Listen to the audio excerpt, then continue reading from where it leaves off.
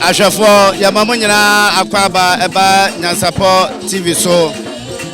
Anasu ya dafoflo Yadekan akase NYANSAPO ade bia beto form owo Ghana mamu ya efa ahini hu bia de se eye amamre edwabo efa ahini hu de NYANSAPO yefa enkamemo Ananso yawo abrankese yaka abrankese anese wahene se Nana usupeni wadato ho ena nananum enyina anu akwa kuruma ena usupeni eduse otosumienu otiase no ye abrakese nyame ani ehene ye no Obrepom eye sabre de nananum atenase a enche nananum ebeba ama ye nyina yakambom ne ye nana usupeni eduse otosumienu otiase no oye abrakese nyame ani ehene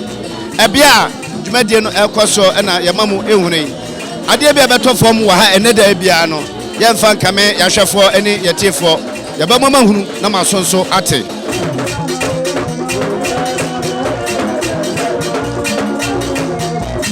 nana tiase ne mfonyina otwaye enie na abusua no omafade omafa eye kobere enomasanso aka entwuma ena nyanya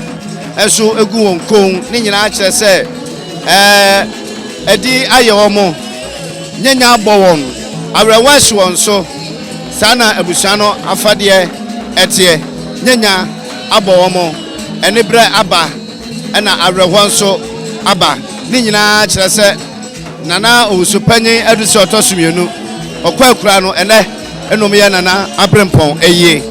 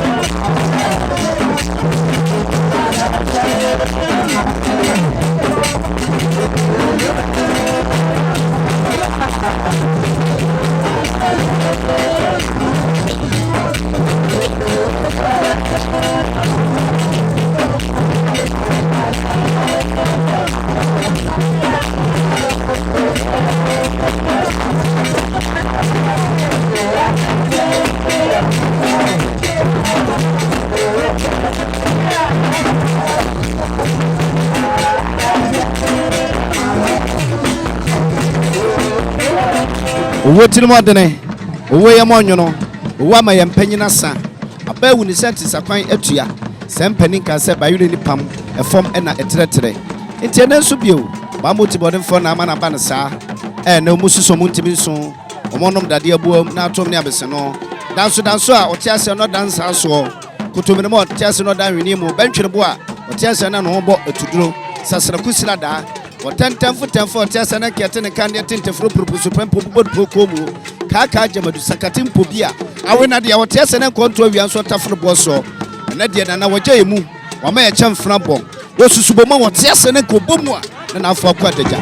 Arefo ye mamunyina akwaba ye da so agina benkese nyame ni nana ousupanyin bisia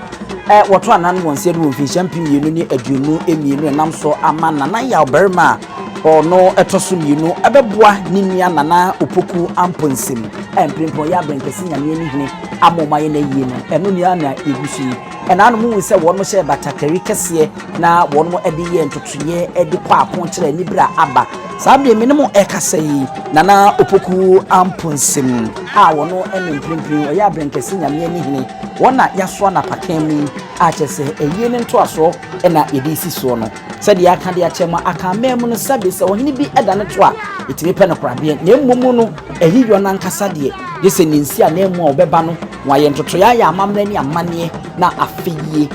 wojane chikra eno pepepe ena eni na Opoku Amponsem mprempren waya abrenkesi nyame ani hene woyeyi woni aso na pakam kama a yede ne epedwabo nase a enye asenketo ene enam nana owusu panyi ebise wo na fiap na ankro dusia enso na ofiri mu mfinhyam pimbienu aduonu emienu ayiwe so ede abrempon enintin atwotwo ede ababa bepiem ahanum a enye asenketo ewo eyi nase ene amamre nkasa ene NYANSAPO yebeda na dina yede ache nti koso a na subscribe share na like na forward nso efato ase efa maye boko yadika aka kyeremo se nana Opoku Amponsem ne nua ketwa ene nana ya Obrepom otoso mienu a oye apiadu ehene ene nana nso de ne onyam abebi a wode eche pepepe se de enra obaba ye ema ye atetsem panyinsem abakwasem amamre che batakari ebeka se batakari kese ewa hanom ede na wo mo ede kire maninsem ne animsem ne akokurkusem ede kire nibra aba tintin se abrenkese nyame ani ompahene eda ne to ye no no eho aye ne ntoto ya ena nananom busu a wono mo eye no ewo hanom enti NYANSAPO enne nam so ayenso ya ba be pie hanom a edi ka atwa bako edi amamu a ene de aka ya ye de asoso na ye de aka akire kura no no ye de troso na ye de amamu odo nsa ka nyame ani anase odo nsa eka NYANSAPO a na ye se de odo nsa aka abrewana na adbanko asem de enya de be pawfi da na se waso da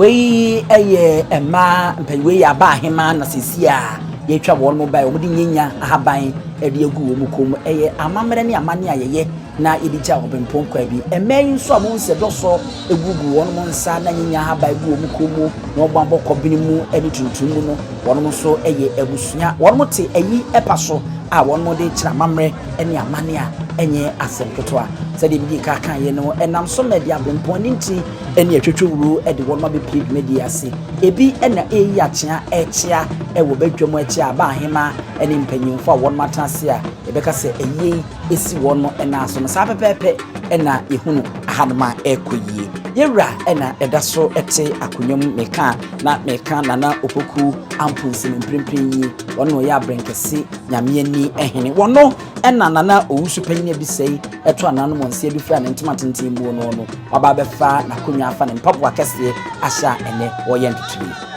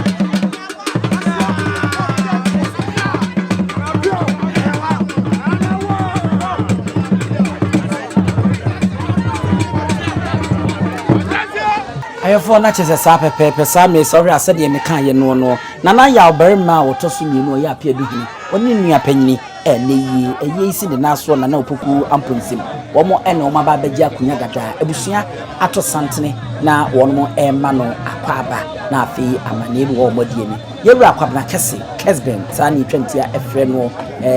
Kesben group of companies ye ono enisi ne na so mo be kai a asase e wa benkesi nyame ni eho na okokoto ye odisi agoprama ene de enye ne de bi mo ye Dr. Kwame Chin e de nti ono hene ewu twaka enu nti wo so de mu nyam ebeta echi nti nya nwanwa senne yewura akwabna kese wo de ne mu nyam aba abeta echi e wo no ebusua no guso a wo no makwa aba ebusua ma mpanyimfo no mo te yipa so aba ahema ene wo mo nso ewo echi na wo no so ebo chidom ahwe amanema etini akonkan e mawremfi se abrenkesi nyame ni oba ahema ono nso ewa habi eyi bi se die entini enkwati no oba ahema enso hanoma ono nso de nemu nyam na hoɔden de eta ne kunu anase ne hene echi ama wɔn aye amamre ne amane yesafata kra ne de agya nana owusu penin ebisei echi kra ne akata no so na afei abusua na atoaso akɔmani nti abusua no na ato santena wɔn mo echia agya abusua sade yɛde to manim sa pepepe abusua no na ato santene a wɔn mu guso a wɔn mo echia na ahwe ama amamre no etimi edimu esipi esita medical council say nana Opoku Amponsem prempren no wono ya abrenkesi nyame ni hene na ninua kuma ene nana ya Obrepom a wotoso eminu a wo ye apiedu hene enu ntino atene nchen pe na wo bo ninua na so wo bo ninua chidom amenne nana owusu panyi ebisei a naka safi apema hankono aduosi anson no besi mfi champion menu egunu ena yese wo panyini a woto ananu wonse do e wo 2022 ya 1967 ena wo no ofirimu eto ananu wonse do 2022 ya a chese afimu ani ena nanu mo hwe o maye amamere no awu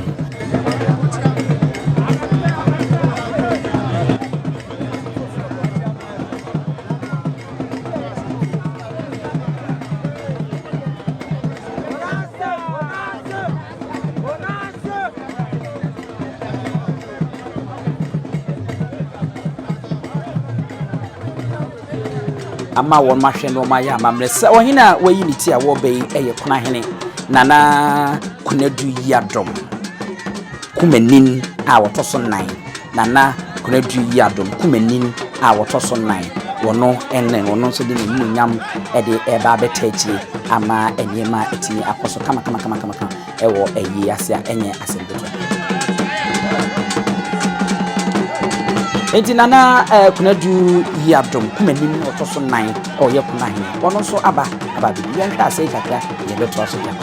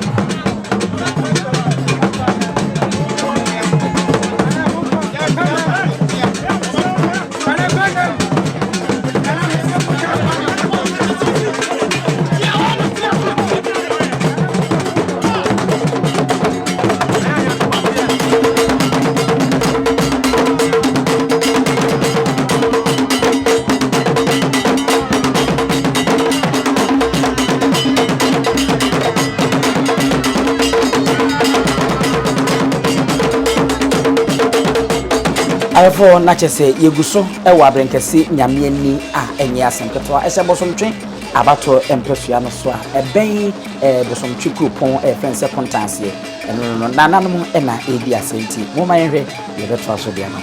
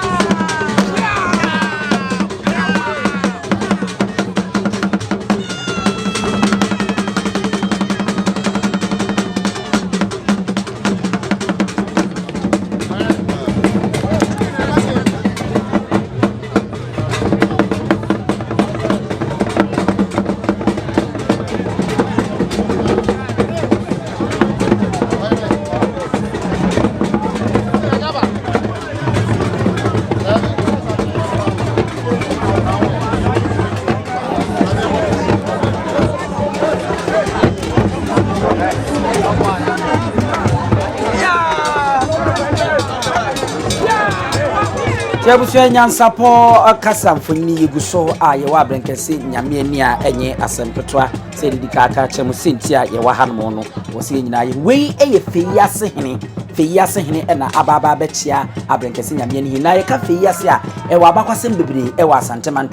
eho na abrewati Asante ngoma ye te ase se yesie obi a no ye firumotu ebra Asante ene de nkyira ekon no eno so ka ho ye nkunya akomfa no kye ye a itimi didi enkunim feyase na mene mo kasa sesie yi okomfa no kye obi komfa no kye ewe bese etintasuo di gu ho no eme enemene mo kasa yi bese no eda so si ho enti kwan ya wo mu yie efira tonso di akwakosi kontaase no bese no ya to fasuo di afa ho a isi kwa ni mfimfin a nananom ama kwan ama ye mu enwa abre bia no feyase ohini ye ene nananom ene Asanteman ya amamre ene amane a esefata enti onye nipa ketwa e wa Asanteman hanmo a ono so ababa bipiem ono ena ade kokko ebot ntia odi asai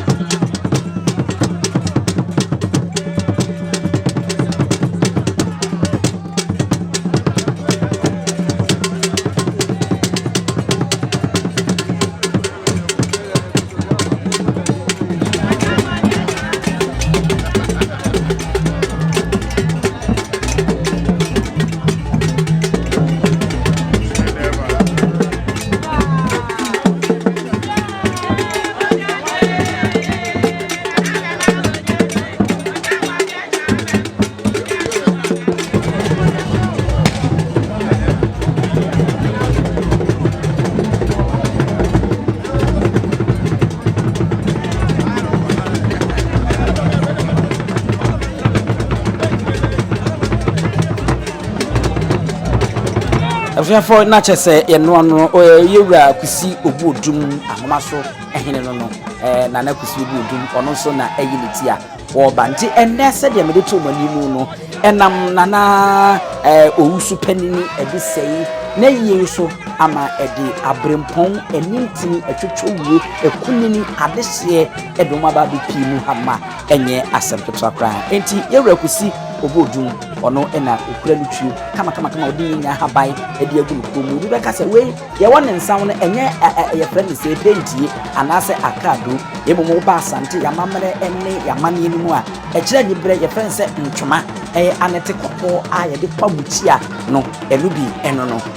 ena ye de srasra wono metrie e de sensa ho no e de kire amamre ni amane bi hyemu kina e de kire ni bre enne yawo dia aba ye wura kusi obodum wona sese ni di asa ewo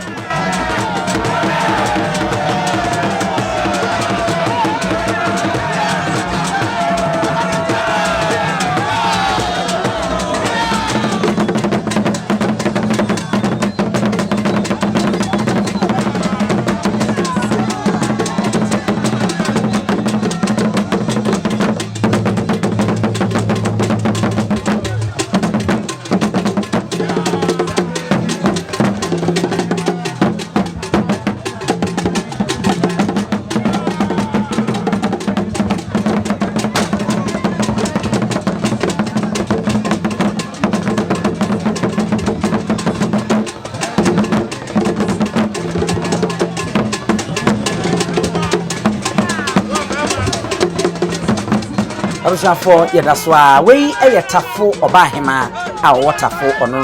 ono tie dwom kama nti abahema no ono so ebibire aba ewo hono mo a for na chese we nsuase poku oyo otumfo chiame penni nana nsuase poku ageman ono nana nsuase poku ageman otumfo chiame penni a wonye ni paketo asa ono so edna ni onyam ede abadwumadi asibia afei ena ochiachia nananom a sebie koto obeto wo mu a omaji kan age akonya dada de ma asante amamre eye fe eye akono edono bia de ni buo ede ma de ose efata no ewo onfa ho ene ne hina wo ye oba ebu ese fata no ode be ma de odi kaaba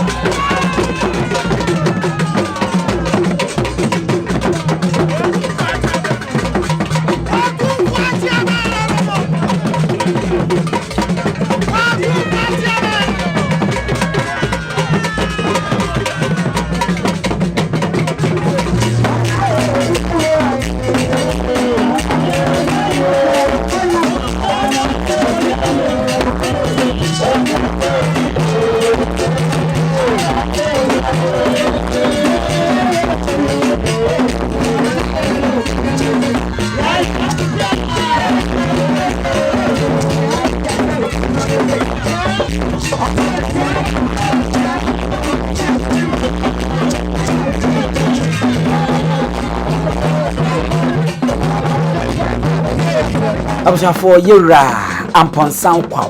Kwangoma Ehene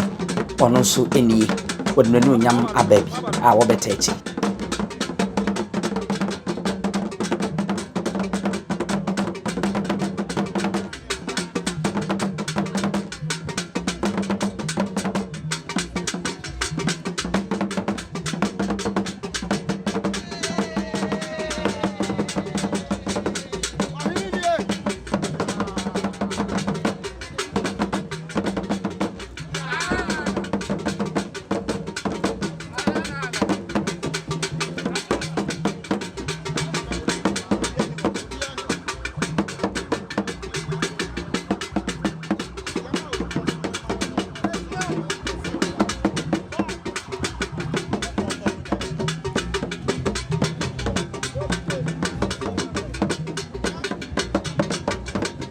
Eti Yera Amponsem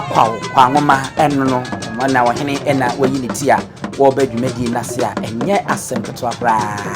asese ene eyi no ewum se Yera efrimu na owusupanyina du sei yenso no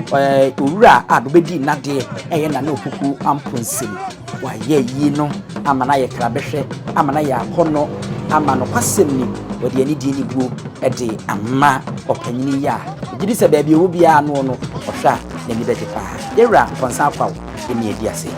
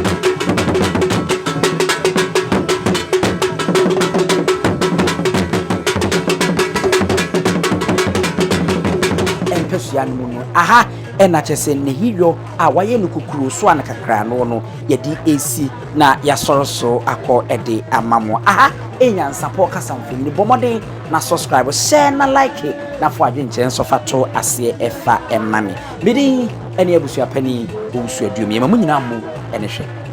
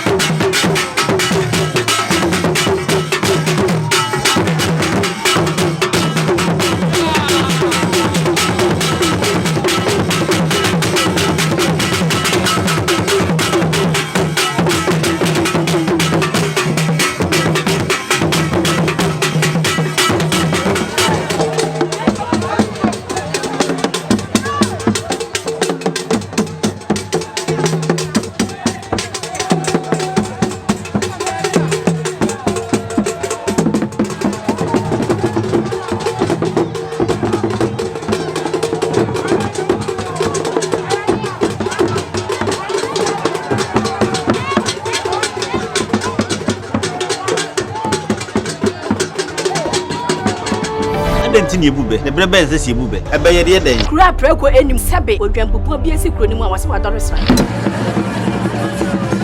tanyini wantena fie ema aseduamfo blani pie frimantam bahin se pe enye nkwande wa na yesotro no wa ansa na odi asebe fita na no akode ebrensi am wa otua ne nsem mojabumo ni hu bi duanani wie klaman wo ye sofo kra wonye ye bi tontonte ye no sane fa NYANSAPO